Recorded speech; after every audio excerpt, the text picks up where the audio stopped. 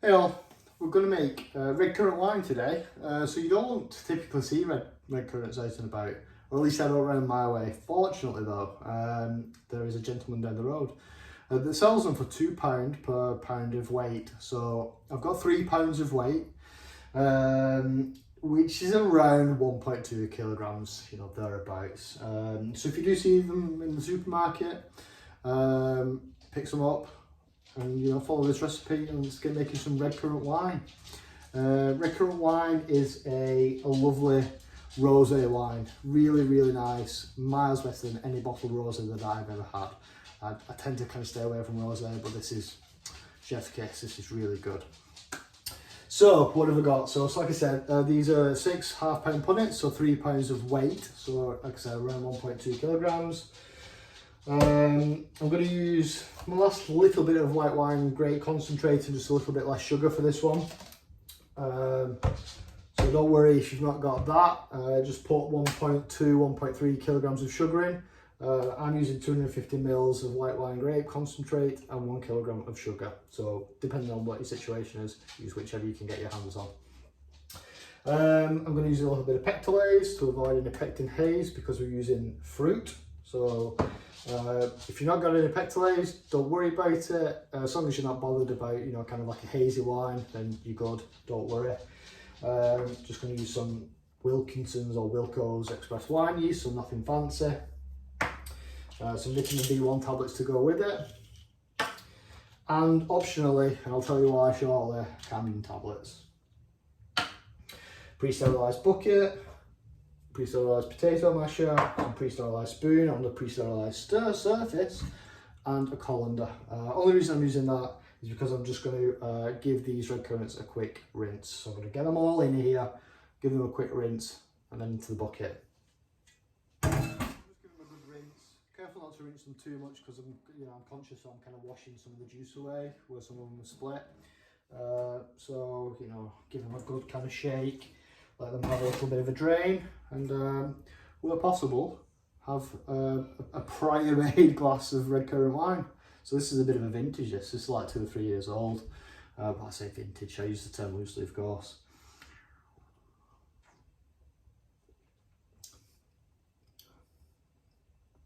So it starts off quite pink, but then it goes almost like a kind of an amber-ish colour. Lovely colour. So fruity, slightly just naturally tart. It's such a well balanced wine. It really is one of the best wines that I make. It's that good. Super. Okay. So like I say, pre-sterilised bucket. Give that a little shake out. And here we go. The guys picked them pretty cleanly. Gonna have an occasional bit of stalk, but I've given them a once over. There's not much in there, but a little bit of stalk will be fine as long as it's not like big twigs and things. You're all right. So I'm just gonna give them a gentle, not crushing or anything like that. I'm just gonna gently press them just to kind of split them open a little bit. Again, this is kind of pre-sterilised, so I'm just going to give them a little crush just to kind of split them open whilst we're fermenting on the berries for a few days. And these like little just pockets of juices, so they'll kind of burst open as they're fermenting anyway. But just to kind of get it started and make sure I get as much flavour as I can.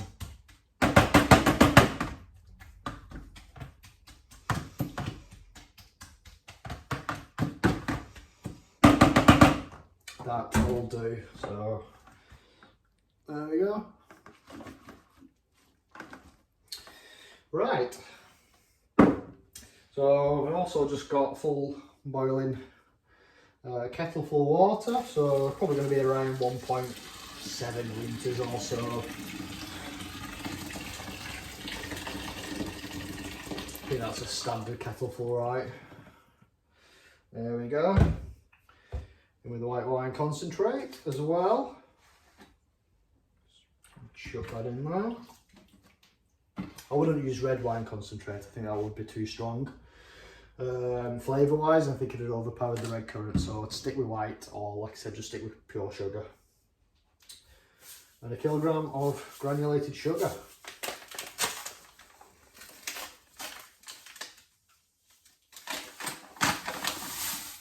In we go.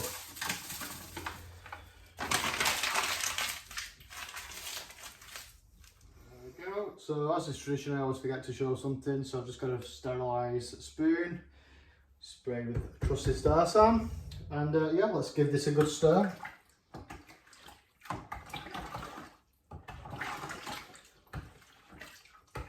Just make sure that sugar gets dissolved, so that grittiness is gone. So I did mention the Camden tablet. Now I would recommend putting the Camden tablet in. So this is a case of do as I say, don't do as I do. And the reason I'm doing this, yeah, I've had these red currants in the fridge for about 4 or 5 days, which is more than I would have liked.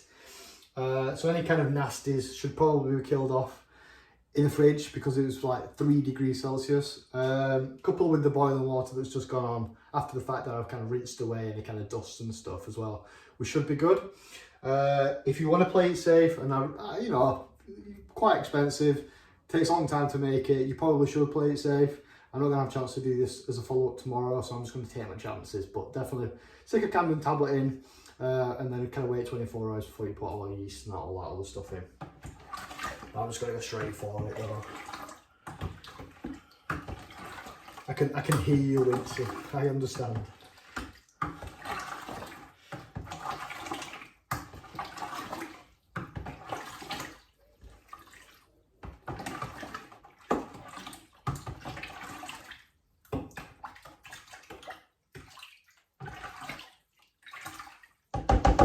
Okay. So, what next? I'm just going to put some pectolase in, just 1 teaspoon. Should have a heaped one in there, why not? A bit more for good measure. With a nice clear wine. Like I say, it's purely aesthetic. If it comes out cloudy a little bit or hazy, it's no big deal. Let's rinse that back on the sterilised surface.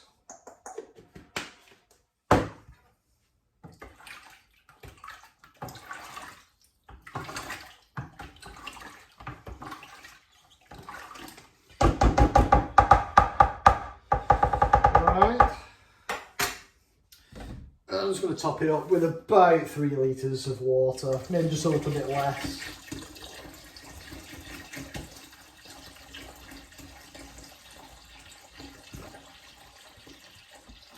Obviously we're over the 5 litre mark because we've got the you know, the volume being taken up by the berries, the red currants. Yeah, that should do. Again, you know, we're going to ferment on this for about 4 or 5 days.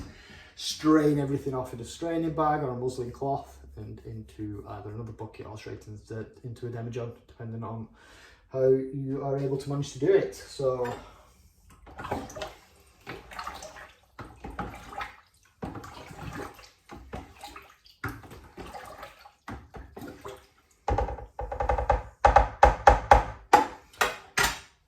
okay, so it's pretty warm at the minute. I'm going to leave that for an hour or so, just let it cool down. I don't want to put yeast in with the must and stuff being too hot. I don't want to kill the yeast. I'll give it a little bit of time, I'll come back and I'll finish it off. So while waiting for that to cool down, I will tell you a slightly different way of doing this. Obviously I'm going to be, you know, fermenting on the red currants this time around. Last time I did it, all I did was simply put the red currants in a bucket, boiling water, top it up with cooler water to the, you know, basically kind of, you know, about 4.5 litres of water in total. And just kind of left it for about a week and a half, something like that. And, you know, those kind of flavours just kind of naturally seep out into the water, strain all the red currants off and ferment on the liquid. And just away you go. And the great thing about country winemaking is that, you know, you'll ask 10, 20 different people their methods and the way that they do things, and you get 10, 20 different answers. So, you know, the good thing about it is there's more than one way to skin a cat, I guess. Like I'm doing this time, I'm using a white wine concentrate and a sugar kind of combination. Last time I did it, I just used sugar. So, you know, it's going to be interesting to kind of see how this version or variant kind of turns out, because it is slightly different to what I've done before in terms of, you know, the ingredients and the methodology. But, you know, the great thing about white wine, country wine making, is that you usually end up with something that's, you know, pretty good and palatable, usually. So anyway, I guess the point is kind of, you know, experiment, have fun, and, you know, kind of mix and match, and you know, change the recipe year on year, you know, depending to your tastes. So hopefully the mustard's cooled down, or shall have shortly, or will have shortly, and we'll get the yeast in. Right, so we've cooled down to around kind of 25-26 degrees Celsius, a little bit on the warmer side, but, you know, kind of a nice warm, wet, sugary environment to get the yeast started. It's almost like a yeast starter, it's not necessarily a bad thing, and they'll be fine. It's going to cool down and fermented around room temperature, which is going to be around 20 degrees, so we should be good. So, all that's left to do, yeast nutrient and yeast. So again, sterilised surface. I'm going to put 2 vitamin B1 tablets in. So 2 of those. Just crush them between 2 spoons.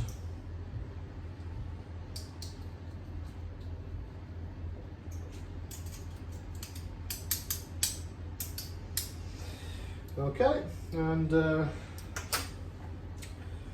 again, some just express wine yeast compound.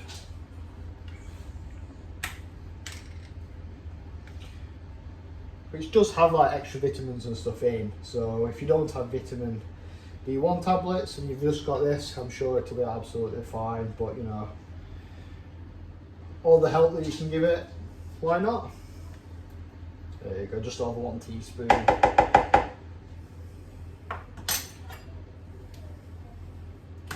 Give it a little bit of a stir.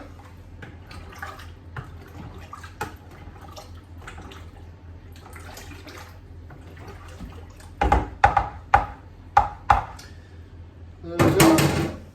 That's it, we're done. Sterilise lid on, lightly fitting lid, CO2 can come out to the sides here, and that's it. So as usual, I'm going to ferment this for around, because I'm fermenting on the fruit, on the crushed fruit, I'll probably do that for around 4 or 5 days. I don't tend to let it go much longer than that, otherwise your flavour is kind of too intense and you start drawing out, like, you know, all the stuff that you don't necessarily want, like the extra kind of pectin from the seeds and things like that. And in the case of like elderberry wine, all the kind of tannin, and it goes too so 4 to 5 days, strain it all off into another bucket and or then a demijohn, so whichever you know works best. Let it ferment for 1 to 2 months. Rack it off into another demijohn, just let it clear, let all the fermentation start, make sure you've got no kind of bubbles coming up through the airlock. Bottle it, so you get 6 bottles out of this, and wait as long as you can, basically, as always. So, you know, I usually kind of recommend about 6 months minimum. The longer you let it go, the better it usually gets. Like I said, I think this is 3 years old, this now, and it's, you know, if you can kind of see that, it's, you know, crystal clear. It's as good today as it was, well, it's better today than it was when I first tried it 6 months ago.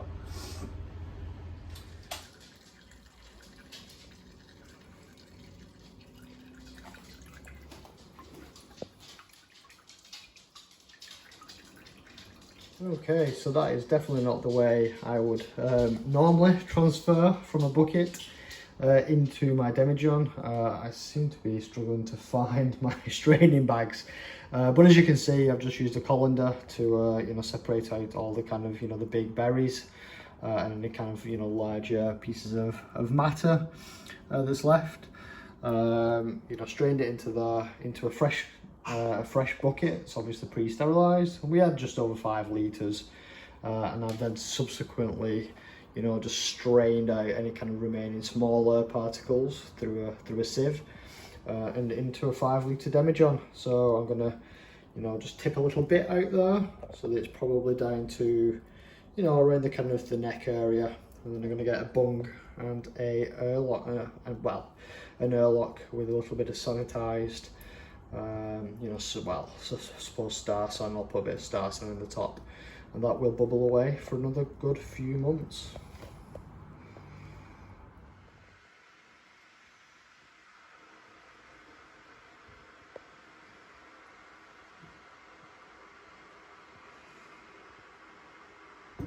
So that's it for today. Thanks for watching. Hope you managed to get your hands on some Redcurrants and enjoy this great country wine. So enjoy. Hope you liked the video. Hope you found it useful, and take care of yourselves. Bye.